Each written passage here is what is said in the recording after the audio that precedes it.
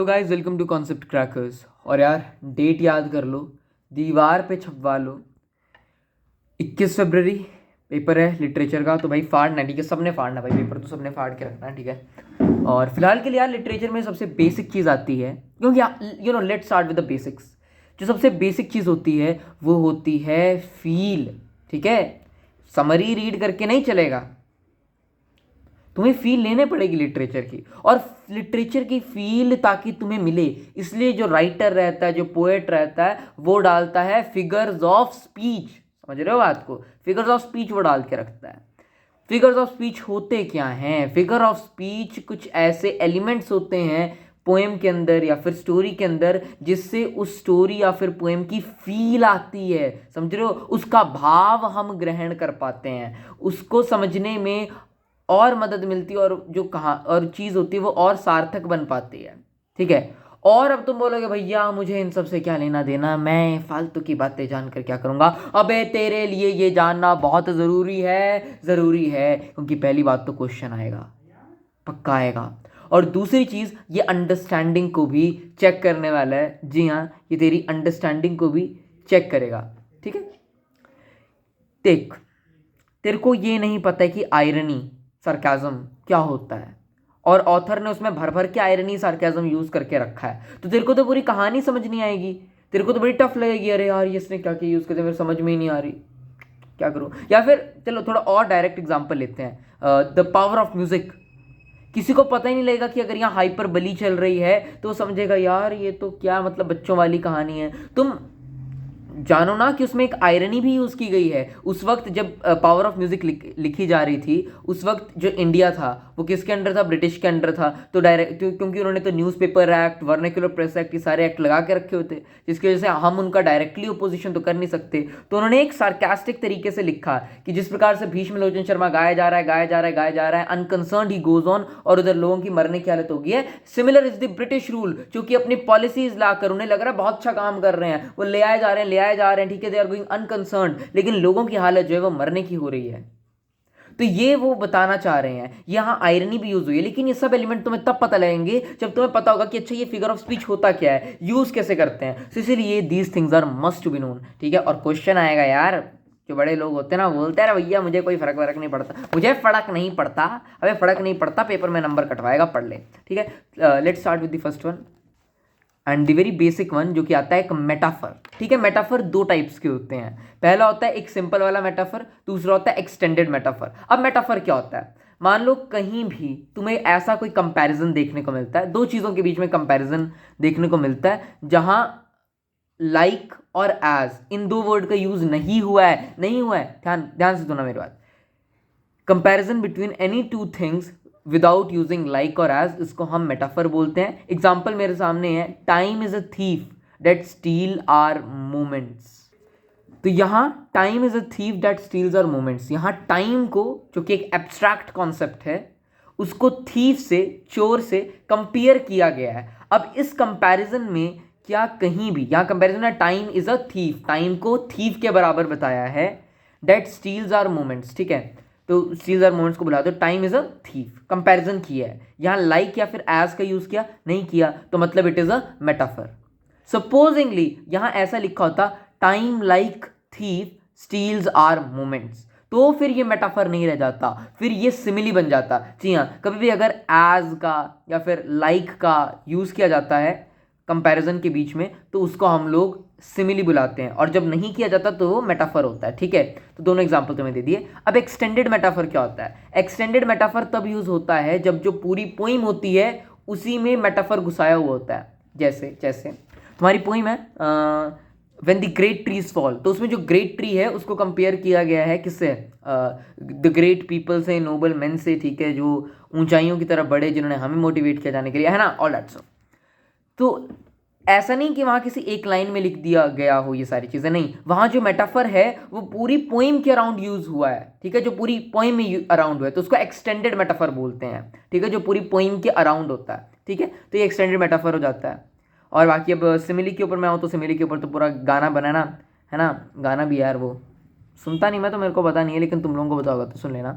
आगे आता है एपोस्ट्रॉफी, ठीक है। एपोस्ट्रॉफी क्या होता है? जब भी हम किसी एब्स्ट्रैक्ट आइडिया, एक इनएनिमेट ऑब्जेक्ट को या फिर एक मरे हुए व्यक्ति को या फिर किसी एब्सेंट पर्सन को जब मैं एड्रेस करता हूँ तो वो अपोस्ट्रॉफी होता है, तो फिगर ऑफ स्पीच अपोस्ट्रॉफी होता है। फॉर एग्जांपल मैं जा रहा था और एक पत्थर आया मेरे रास्ते पे और मैं गिर गया, तो मैं बोल रहा हूँ oh stone why did you lie in my path. ठीक है, तो स्टोन क्या है? स्टोन एक इनएनिमेट ऑब्जेक्ट है, लिविंग ऑब्जेक्ट नहीं है, नॉन लिविंग ऑब्जेक्ट है। ठीक है, तो इसको मैं कुछ बोल रहा हूँ, तो जब भी मैं किसी ऐसे ऑब्जेक्ट को बोलता हूँ तो वो एपोस्ट्रॉफी होता है। या फिर जैसे o death where is thy string, तो ये भी एक एपोस्ट्रॉफी था, क्योंकि डेथ क्या है? डेथ एक एब्स्ट्रैक्ट कंसेप्ट है ना? डेथ एक एब्स्ट्रैक्ट चीज है ना, तो इसीलिए जब मैंने इसको एड्रेस किया, डायरेक्ट एड्रेस किया, तो ये भी एपोस्ट्रॉफी होगी। और इसका यूज जूलियस सीजर में बहुत ज्यादा किया गया है। जैसे एक एक्ट 5 में कहीं कहीं ना कहीं तो वो बोलता है यार अपना कैसियस वो कौन है, मेसला, मेसला बोलता है कि ओ, क्या बोलता है, ओ एरर मेलंकनीश चाइल्ड। ठीक है, और उसको वैसे बातें बोलता है कि एरर, जब भी तू आता है you never give upon a happy birth, और जिसने तेरे को सोचा होता है तो उसी माँ को मार देता है ना, ऐसा वो कुछ बोलता है। तो वहां वो एरर को बोल रहा है। Error again is a abstract idea, तो ये भी एक एपोस्ट्रॉफी का ही एग्जाम्पल आ जाता है। ठीक है, आगे आता है हाइपरबली, और ये बहुत ज़्यादा यूज करके रखा है पावर ऑफ म्यूजिक में। ठीक है, जहां हम एग्जैजरेशन बोलते हैं। ठीक है, जैसे I have told you a million times to clean your room. अब इस लाइन में इसका मतलब है कि मैंने तुम्हें 1 मिलियन बार बोला कि तुम्हें अपने कमरे को साफ करना है। ठीक है, अब 1 मिलियन बार किसी ने नहीं बोला कि अपने कमरे को साफ कर साफ कर साफ कर, लेकिन ये एग्जैजरेट करके हमने बोला। ठीक है, तो इसी को हम लोग हाइपरबली बोलते हैं और इसको बहुत ज़्यादा यूज़ किया जाता है। ठीक है, आगे आता है ऑक्सीमोरन। ऑक्सीमोरन क्या होता है? ये फिगर ऑफ स्पीच होता है जब मैं कोई ऐसा वर्ड बोल रहा हूँ जहाँ दो अपोजिट आइडियाज़ हैं लेकिन मैं उनको एक साथ यूज़ करता हूँ, तो उनको ऑक्सीमोरन बोलते हैं। जैसे अ कंसिडरेबल स्पेक, तो स्पेक क्या होता है? A very tiny tiny particle जिसको देखा भी नहीं जा सकता। और जब मैं बोल रहा हूँ कंसिडरेबल, कंसिडरेबल मतलब वो एक इंपॉर्टेंट चीज़ है, it is must to be considered, है ना? तो अब एक स्पेक को, spec is not very considerable, लेकिन मैंने स्पेक के साथ कंसिडरेबल लिखा है, तो इसका मतलब दो अपोजिट चीजें हैं जिनको एक साथ लिखा गया है, so that is N oxymoron. या फिर बिटर स्वीट, अब यहाँ बिटर है यानी कि कड़वा, दूसरे स्वीट यानी कि मीठा, तो बिटर स्वीट, तो बिटर स्वीट क्योंकि मैंने बोल के रखा हूँ तो ये भी क्या है, मेरे पास एक ऑक्सीमोरन आता है। ठीक है, फिर जैसे पेडेस्ट्रियन में एक वर्ड आता है सॉफ्ट थर्ड, द डोर, जब वो गाड़ी के अंदर बिठा देते हैं उसको तो फिर वो बोलता है कि the door close with a soft third. तो थर्ड यानी कि जब भी दरवाज़ा बंद होगा तो वो तो हमेशा आवाज़ बंद करके ही होगा ना, लेकिन वो बोल रहा है कि विद अ सॉफ्ट थर्ड, तो सॉफ्टली और आवाज़ भी कर रहा है एकदम ऐसे, है ना? देखो ये खिड़की है ना, आवाज़ सुनना अगर तुम्हें सुनाई देती है तो अब ऐसे करके दरवाजा बंद हुआ और वो इसको ये थर्ड हुई। ठीक है, एंड ही सेइंग कि ये सॉफ्ट है, तो अपोजिट चीजें एक साथ यूज कर दिया, सो that is also an oxymoron. ठीक है, आगे आती है तुम्हारी, रुको, हाँ, आयरनी। अब आयरनी यानी कि सार्केज्म, ये क्या होता है? जहाँ एक्सपेक्टेशंस में और रियलिटी में डिफरेंस होता है। बेसिकली क्या समझा यार मैं आयरनी, देखो आयरनी हम तब यूज़ करते हैं जब जो मैं मतलब आपको बताना चाह रहा हूँ और जो उसका लिटरल मीनिंग है वो कुछ और है। ठीक है, जैसे बहुत बार होता है यार, ये हम बहुत ज़्यादा देखते हैं, बहुत बार हम जो है इसका यूज़ कर रहे होते हैं। ठीक है, जैसे हाँ, a pilot has a fear of Heights, कि जो एक पायलट है उसको हाइट से डर है। अब ये एक आयरनी की बात है। ठीक है, ऐसा नहीं होता है ना, अब एक पायलट है वो इतनी ऊपर जहाज़ को सॉरी एरोप्लेन को चला रहा है, एरोप्लेन को जहाज बोलते क्या बोलते हैं, सॉरी शिप को क्या बोलते हैं, तो फिर चलो live it, let's live it, okay.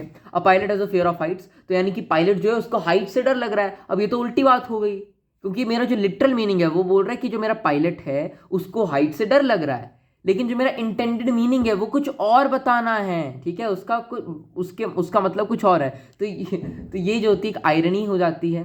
ठीक है, तो अलग अलग तरीके की आयरनी होती है, इसके बारे में थोड़ा सर्च कर लेना, मैं इसको अच्छे से एक्सप्लेन नहीं कर पा रहा हूँ।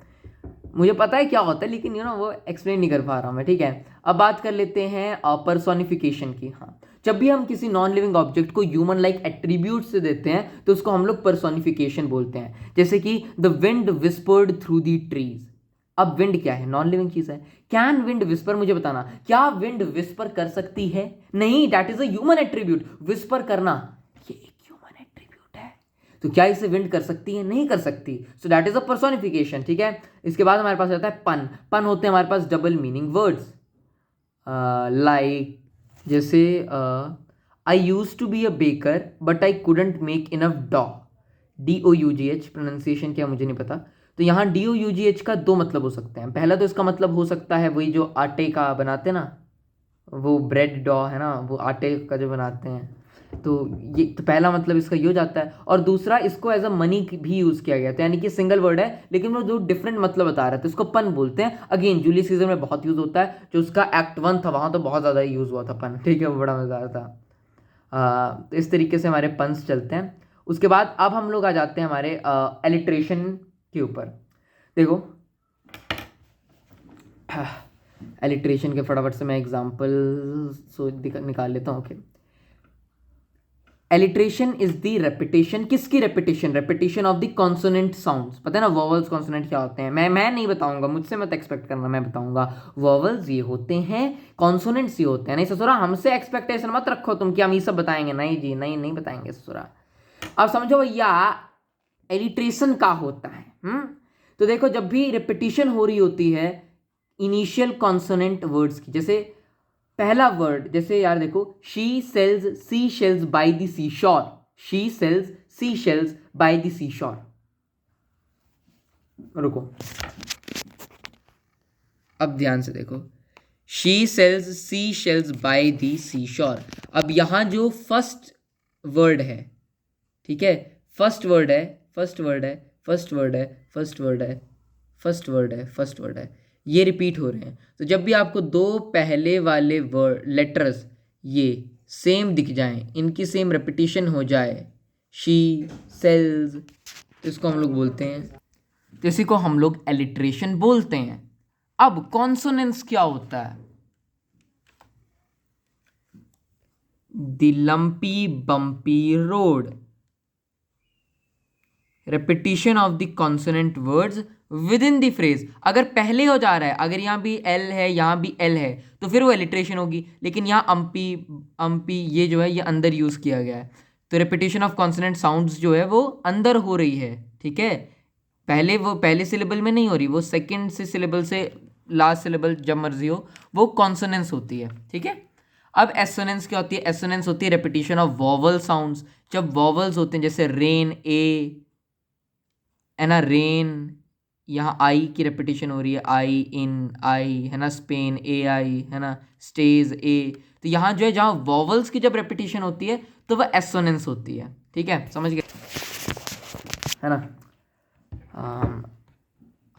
रेपिटेशन, अब ये तो सारे थे अलग अलग। अब रेपिटेशन खुद एक फिगर ऑफ स्पीच होता है। जब मैं किसी, देखो अभी हम किसकी रेपिटेशन की बात करते हैं? Repetition of letters. अब हम लोग बात करते हैं रेपिटेशन ऑफ वर्ड्स। तो जब भी रेपिटेशन ऑफ वर्ड्स होती है, जैसे बी, यार एक था नहीं यार, नाम नहीं याद, हाँ, आई रिमेंबर, आई रिमेंबर, ठीक है, पोइम थी क्लास 9th में। तो यहाँ जो है I remember bar bar repeat हो रहा है, so that is an example of repetition. या फिर जैसे alone alone, all alone, alone on a wide wide sea, तो यहाँ भी रेपिटेशन का यूज किया गया है।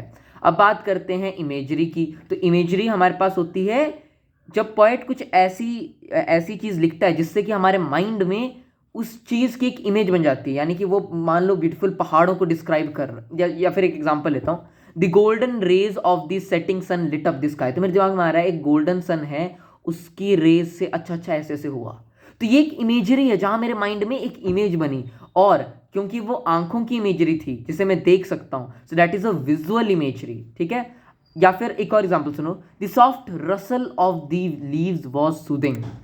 तो यहां है, तो यहां मेरे दिमाग में एक आवाज आ रही, the soft Russell of the leaves, अच्छा लीव्स की Russell, okay. So that's an example of auditory imagery, जहां साउंड की मेरे को फील मिल रही है।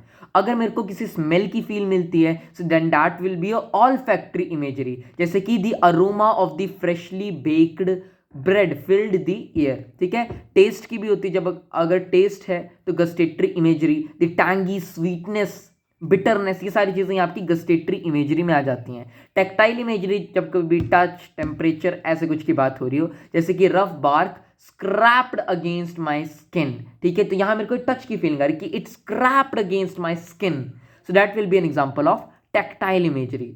तो इस तरीके से जो होती है हमारे पास सारी की सारी हमारी इमेजरीज जो है वो रहती हैं, ठीक है। Now how to identify imagery, क्योंकि वो तुम्हें, देखो तुम्हें क्वेश्चन किस प्रकार से इस बार के स्पेसिमेन और अगर कंपिटेंसी बेस्ड को देखें तो क्वेश्चन कुछ इस टाइप से है कि तुम्हें एक लाइन सेंटेंस देके रखा हुआ है और फिर उस सेंटेंस के बाद तुम्हें देके रखा है कि which of the following lines contain the same type of literary device. तो तुम्हें जो है पहले मेन में कोई एक लिटरेरी डिवाइस आइडेंटिफाई करनी है, ठीक है, और फिर तुम्हें बाकियों में जाना और बाकियों में तुम्हें जितने भी ऑप्शंस हैं उनमें तुम्हें सेम लिटरेरी डिवाइस को ढूंढना है। तो खुले माइंड से करना, नोट्स बना लो, पीडीएफ चाहिए तो मेरे को बोल दो, मैं सारी की सारी शेयर कर दूंगा, ठीक है। तो देखो कि किस तरीके से क्या है, देखो कहीं कोई सार्केज्म तो नहीं यूज़ हुआ, कहीं हाइपरबली तो नहीं यूज़ हुई, तो पहले बेसिक से स्टार्ट करो, ठीक है। और बाकी इसकी इंपॉर्टेंस की बात करूँ तो वो ऑलरेडी मैं तुम्हें बता ही चुका हूँ, ठीक है, ज़्यादा कुछ इसमें बताने लायक है नहीं। तो सारी की सारी चीज़ें मैंने कवर कर दी और 16 मिनट के अंदर अंदर मैंने बताया। आई डोंट थिंक यूट्यूब में किसी ने भी इसको 16 मिनट के अंदर अंदर एक्सप्लेन किया होगा विद एग्जाम्पल्स और इतने अच्छे ढंग से। आई होप अच्छे ढंग से होगा। So thanks for watching.